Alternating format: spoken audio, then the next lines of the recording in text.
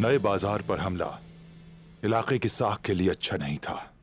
काफी नुकसान हुआ, लेकिन इसके दोबारा कायम होने के बाद कोई और नहीं होगा। वहां सिर्फ हम होंगे, लिहाजा एहतियात करना होगी। शेख अदब अली,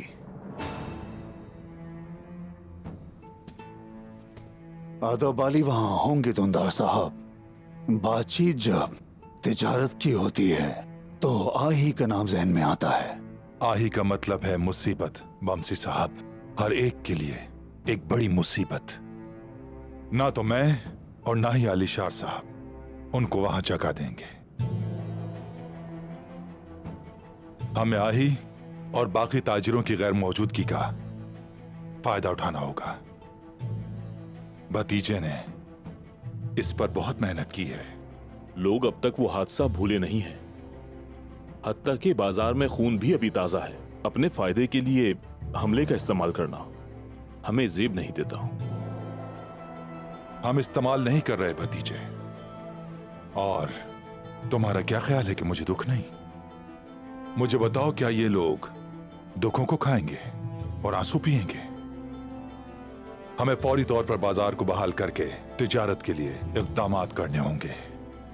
हर किसी ने बाजार में देखा जो काई सिपाहियों की हिफाजत में नहीं था, उस पर हमला हो गया।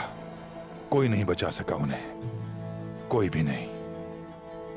और इस तरह उस इलाके में हमारी साख और भी बेहतर होगी। क्या सोफिया आपके साथ इत्तेफाक करती है दुंदार साहब?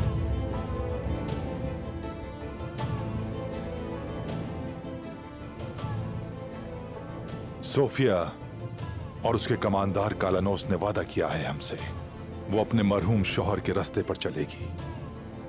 यही उसके लिए बेहतर है। काश कि आप दुश्मनों के साथ जितने मुआहिदे कर रहे हैं, इतना ही आप शेख अदब अली के बारे में भी सोच लेते। मत भूलें कि मंगोलों ने कुंदोदो साहब और आपके बेटे को छीन लिया। अदब अली जहाँ भी गया वहाँ मुश्किलें ही लाया। अब हम खून नहीं बहाना चाहते। फिक्र ना करो ज़हरा खातून, अल्लाह के हुक्म से तुम अपने नसीब से नहीं भाग सकती।